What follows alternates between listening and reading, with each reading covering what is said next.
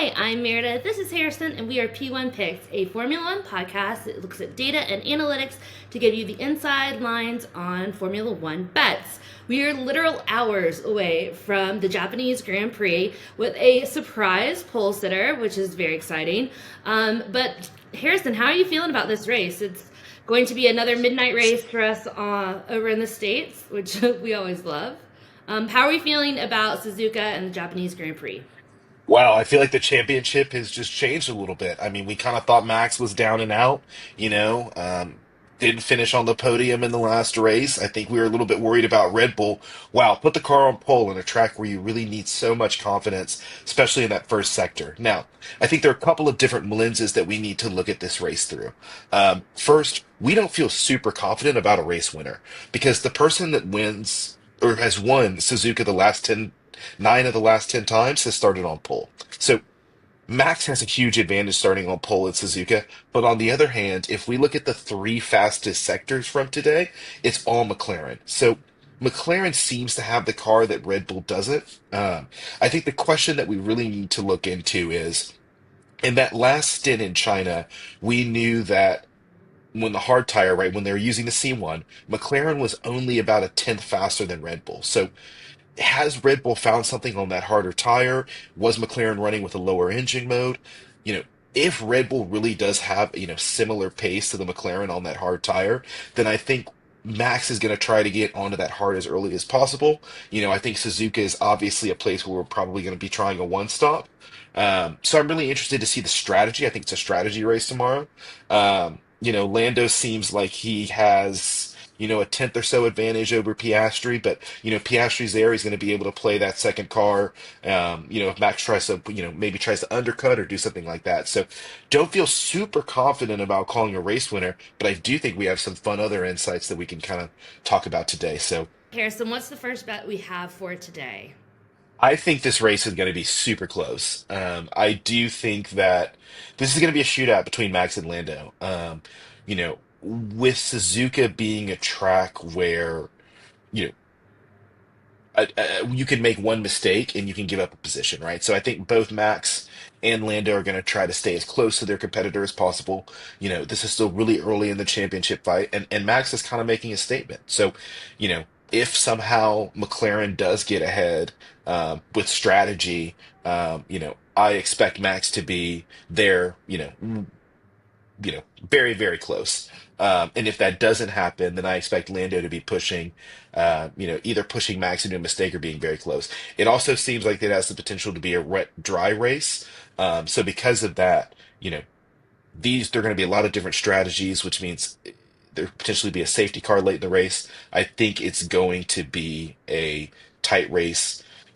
Looking at those hard tire C1 lap times in China, there's only a tenth or two between the McLarens and Max. It's going to be a close one. Um, Looking at our second piece, you know, one of the things that we called out this week was that we did not think that Yuki was going to finish in the top six. I think Grid Rivals had, Yuki was, six and a half position to finish, and that's absurd. There was no way that Yuki was going to unfortunately come in and kind of beat some of the big guns. Um, Williams looks like they're in a good place. The Alpines are strong. I mean, heck, even the Racing Bulls are in a fairly good place. So I think Yuki is somebody who can finish in the points today, largely because his long run pace was pretty decent. I still think the problem is, you know, he'll get more confidence lap after lap with this car. I especially think in a wet, dry race, he'll be able to probably keep it on the road. And keeping it on the road will give him, um, will get, should net him a points finish. So I like Yuki to kind of bounce back. I think he's still got solid pace. The Red Bull, is obviously on pole. So he's got a quick car. Um, it's his home race. Drivers always find a tip or two at their home race. And then lastly, I love this bet. I think there's going to be a safety car. And I don't always love to bet on the safety car, but like just with what we've seen this weekend, there was how many red flags in practice? Four red flags in FP2.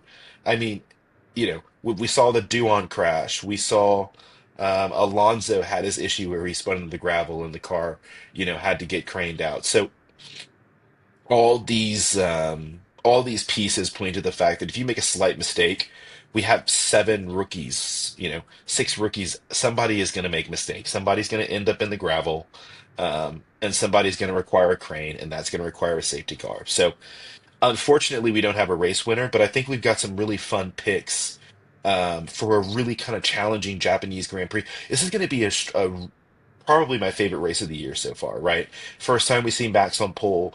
First time the McLarens have really not started in an advantageous position. What do we see from Lando? How much aggression do we see from Lando? Um, you know, McLaren has the potential to win this if they ace the strategy call because we know how fast they are on that medium tire and at the end of the stint. So this is going to be, I think, one of the best races of the year. I'm thrilled. Just to recap, I'm looking for a safety car. I think that's, minus 220. I think that's going to happen. We got a lot of rookies. Japan is a track where if you end up off track, there's a lot of gravel. We're going to need to get craned out. I like Yuki in the points. I think that his long run pace is solid. I think drivers in their home race always find a tenth or two. He will have looked at the data from qualifying, saw where Max was faster, and just, I think, built up that confidence maybe a little bit quicker. So I like Yuki. Even in the wet, I think he'll be strong. And lastly, I think it's going to be a close race. I think this is a shootout between McLaren and Red Bull. If Red Bull is able to take the win at Suzuka, then I think Max's championship fight is back on, and Lando needs to deny him that. Max really needs to finish on the podium. He really needs to finish P2 to keep the championship alive. It's going to be a close one. Um, can't wait to see the result. Can't wait to Yeah, see who wins. absolutely. Absolutely. So let me just recap for our bets across the board. We have winning margin under 5 seconds. That's plus 130. You wager 100. You could win 130. Next, we've got Yuki Tsunoda. That's minus 195. And that's for a points finish. Wager 100, potentially win $51.28. And then I like this one a lot too. Safety car, yes. Japanese Grand Prix, that's minus 220 odds, bet 100, win $45.45. I think this is like a prime example of what we're trying to do here with like looking at historical data, analytics, and then also just like knowing the weekend is gone. So I like these bids a lot.